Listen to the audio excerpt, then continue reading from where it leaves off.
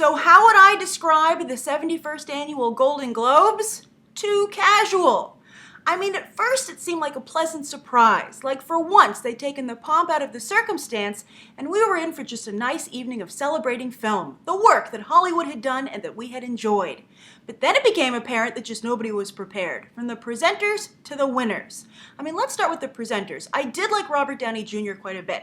I thought his jokes were very good, and then also Jim Carrey. I thought his Shia LaBeouf joke had just enough edge on it to really sting, yet still be genuinely funny and timely. And let's be honest, Shia LaBeouf totally deserves it. So those are my two favorite presenters. I thought they did a very nice job. But then everybody else just really, was just reading from the teleprompter when it was working. I think the most egregious example of presenters last night was Jonah Hill and Margot Robbie, who came out and teleprompter didn't load correctly, and they were just like deer in the headlights. And Margot Robbie's excuse was, it's my first time, I don't want to improvise, and so you started to feel a little bad for them.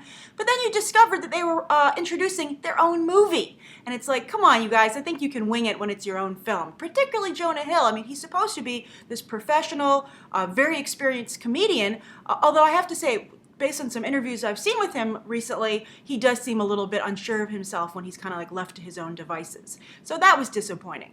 And then with the winners, when Jacqueline Bisset was the first one to really be surprised that she won, and she just was literally speechless. It started out very charming, but then it just segued into an Elizabeth Taylor kind of gladiator moment, and then for the rest of the evening, everybody was surprised that they won, and also Jennifer Lawrence started a trend where people were like, oh, I'm so shocked, I don't know what to say, I'm so nervous. And as I said, as the evening wore on, it just seemed less and less genuine. And I was thinking to myself, guys, come on, there's only 5 people in a category. You know the odds of you winning are pretty good. I mean, I just think that someone would have thought about it even just basically and had at least an outline of a speech. And talking about speeches, I thought a lot of opportunities were missed. I mean, if you're ever wondering, a lot of times some of you and I argue about whether or not this is a business or an art, Hollywood and filmmaking. And I think if you're ever wondering about that, just look at evenings like tonight, because these speeches were business speeches. People thanked their teams, they thanked, they were very aware of what this was doing for their career. I mean, every time someone won, it wasn't so much a celebration of the work, but it was like, oh great, you get to move on. Like level up, like a video game. Just that, I think, very apparent there are the speeches.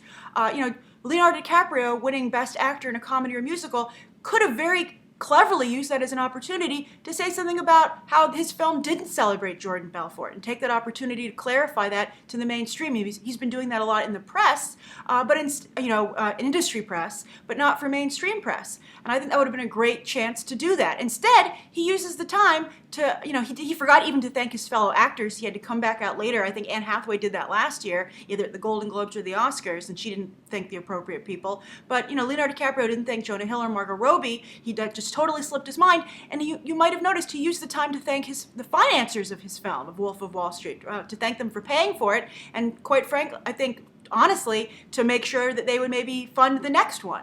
And then Cate Blanchett had a very nice throwaway line about it was a great year for women in film, and it's been like for the last decade, I think she said it was the best roles for women were really improving. But wouldn't have that been made better by a clip reel that showed that off? I think that would have been phenomenal and much more powerful. And speaking of clip reels, I thought that Woody Allen, they had a very nice clip reel for him, but then he didn't show up to receive the award. And I think that, I think that was poor form on his part. I mean, maybe the Golden Globes, he might feel they were trying to get him to come out there by just nominating him. They're like, well, if we give him the Cecil B. DeMille Award, he has to show up. And Woody Allen's like, nice try. But still, it kind of like it deflated that whole moment. So I had a problem with that. And I just feel like these awards shows, I don't think that as the viewing public, since these are aired and they make quite a big deal advertising them, I think it shouldn't feel like we snuck into a private event. I think we should get to feel like we're in the first row. And I really hope that that changes. Now, as for the hosts, I thought that Tina Fey and Amy Poehler did a very nice job, especially with the room they had to work in. I think that the Golden Globes does not give their hosts the kind of resources or the time that the Oscars give to their hosts.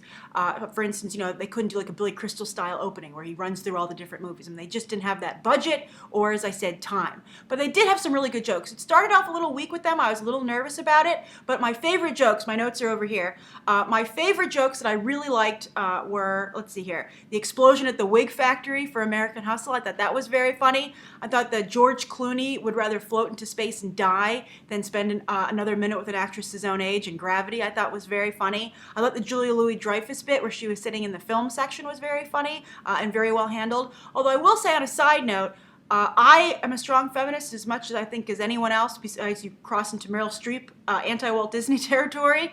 But I do think a lot of their jokes focused around women, and and I think they should be careful about. They're hosting again, I believe, next year. I think I would be careful about that next time because you don't want to seem like suddenly this is airing on Lifetime. I think if women want to be considered equal comedians, they need to be able to tell. I mean, guys don't stand up there and tell a bunch of jokes just about guys. I mean, I think they have to try and work a little bit harder to seem like they can joke about anything.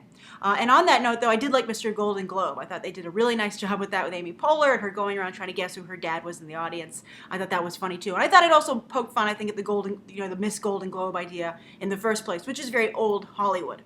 Something else I wanted to point out, speaking of, this being a business versus art and how business really wins out, I hope that longtime viewers of this show were able to spot Alan Horn, the head of Disney currently. He used to be the head of Warner Brothers, but Alan Horn, Kevin Tsujihara, the head of Warner Brothers, and also Megan Ellison, a really big producer, a big-time producer. She funded and produced and really basically paid for a lot of the big movies that were being awarded last night.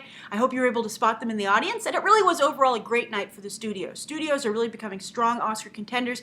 This used to be a field dominated by indie art house films, but I mean, look, you have Gravity and Her from Warner Brothers, and you have American Hustle from Sony. And of course, you have even 12 Years a Slave, a small independent film, comes from Brad Pitt, one of the biggest movie stars in the world. So very interesting to see that shift and how it's affecting award season and just movie making in general. All right, so let's go to the awards. That's everything I wanted to say about the ceremony. I'm curious what you guys thought of it. Right down below. But let's go through the winners in film, and let's just do a quick rundown of that, and I'll give you my thoughts on the winners.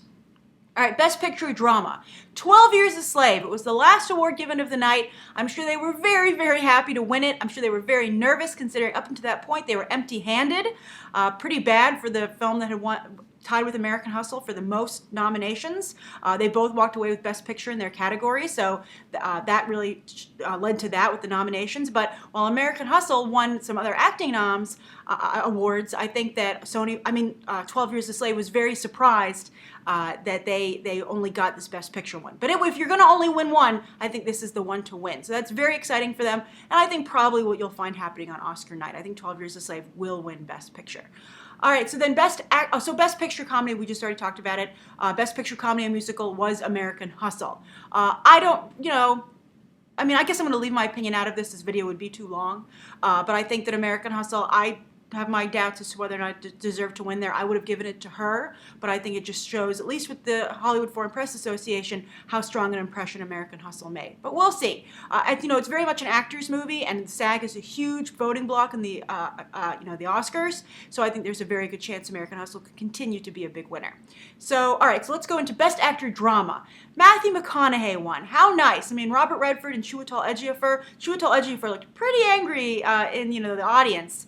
It's one of those things where it's not his year, even though he's in a really important film. I think this is a very good chance it could be Matthew McConaughey's year. I think the industry and audiences, obviously, a lot of you, I do, we really respect the work that he's been doing to turn his career around and become a serious actor, and I think it's time for him to be rewarded for that. I don't think he's going to find a better role than this, and I think to not have him win would almost be like a Kate Hudson moment when she didn't win that Best Supporting Actress Oscar for Almost Famous, and I think that really stalled her career, which was on the verge of just going supernova. And she still was able to work, but it was a setback.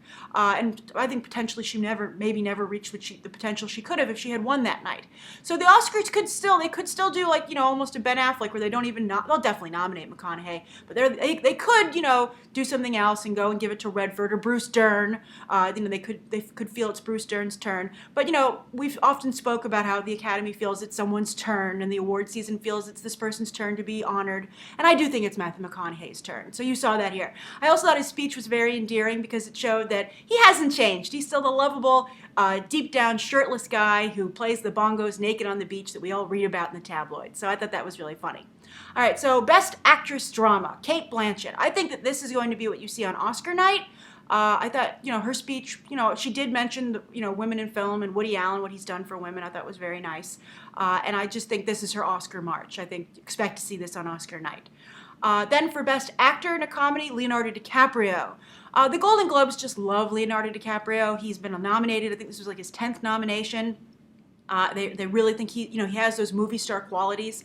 I don't see him winning the Oscar. I feel the drama category is just too strong. Like when you saw that list of names that they read off last night, you were like, wow, how do you even pick out of this? So I think this is almost like Leonardo DiCaprio's consolation prize. I mean, I don't even know if he'll get a nomination. I think you're probably going to see the drama race play out at the Oscars. But I think he gave a speech very. As I said in the opening, I think he should have referenced Belfort, but I think he gave a speech that really shows what a producer he's become and how aware he is of the Hollywood machine. So there's that. All right, so Best Actress Comedy, Amy Adams. This was really a tough category. I think good for Amy Adams. She's always been an industry darling, and so I wasn't surprised to see this. But again, who did she thank? She thanked her team. She did a big speech about how her manager picked her all those years ago, which was nice for her manager, but I don't know if we all needed to see that. I much prefer Sylvester Stallone's famous speech from a long time ago with Rocky, where he said, I remember watching these awards shows as a child. I came from nowhere, and I was able to come up here and win one, and so maybe somebody watching tonight can win as well. I think that's much more charming. All right, so then in the Best Supporting category, Jared Leto won Best Supporting Actor. I would have loved to see, have seen Barkhad Abdi or Daniel Bruhl take it, but this is Jared Leto's. I think he's also going to win the Oscar.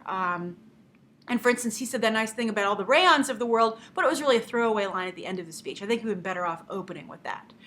So Jared Leto won. Then Best Supporting Actress, Jennifer Lawrence. I think this was the only genuine surprise of the night. I think there were other more deserving people in that category. But I think, again, just like Leonardo DiCaprio, I think this is the Golden Globes really loving a particular actor. And I think just like they really loved Kate Winslet for a long time, they really liked her, I think they really like Jennifer Lawrence. And also to some degree, you might be seeing them give Leo and Jennifer because for ratings and to please fans. Because remember, this isn't really a typical voting process on merit. This is a set group of Hollywood, foreign press, from around the world, journalists deciding what they want to win.